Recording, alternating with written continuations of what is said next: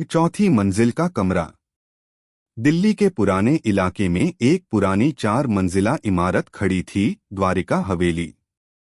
हवेली अब अपार्टमेंट में बदल चुकी थी, पर उसकी बनावट, उसकी दीवारों में छिपी फुसफुसाहटें और चौथी मंजिल का बंद कमरा अब भी समय से जूझते प्रतीत होते थे।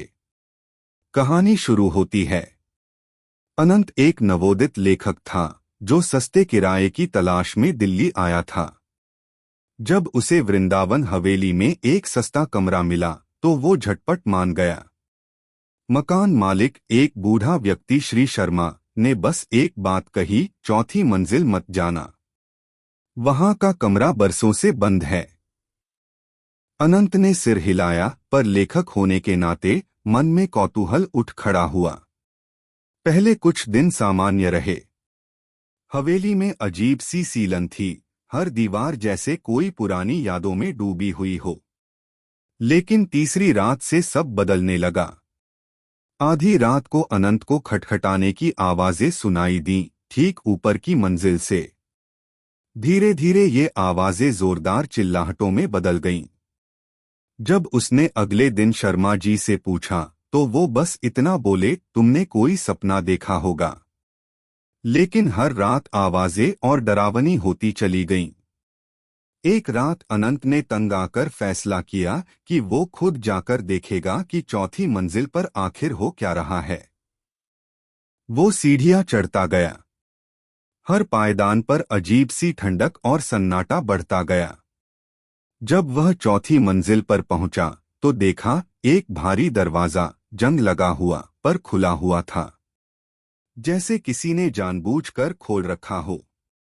अंदर अंधेरा था, लेकिन टॉर्च की रोशनी में अनंत ने देखा, कमरा पूरी तरह धूल और जालों से भरा था। एक पुराना आईना दीवार से लगा था, और आईने में कुछ हलचल होती दिखी। जब वो पास गया, तो आईने में खुद को नहीं बल्कि एक लड़की को खड़ा देखा। उसकी आंखों से खून बह रहा था और वह फुसफुसा रही थी, मुझे बाहर निकालो, मुझे मेरी माँ के पास जाना है। अनंत पीछे हटा, लेकिन तभी दरवाजा खुद ब खुद बंद हो गया। टॉर्च बंद हो गई और कमरा घुप अंधेरे में डूब गया। उस अंधेरे में अनंत को किसी के चलने, सांस लेने और रोने की आवाजें आने लगीं। वो चिल्लाया, लेकिन बाहर कोई सुन नहीं रहा था। अचानक किसी ने उसके कंधे पर हाथ रखा। वो मुड़ा, पर कोई नहीं था।